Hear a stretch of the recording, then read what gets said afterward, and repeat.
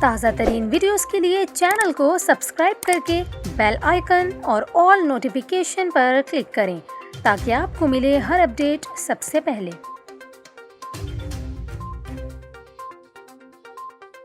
اور یہاں پر آپ کو خبر دیں، کراچی کے علاقے بلدیہ ٹاؤن میں بچی کے مبینہ اغوا کا ڈراپ سین ہو گیا۔ پولیس ذرائع کے مطابق خاتون کے یہاں کبھی بچی کی پیدائش ہی نہیں ہوئی۔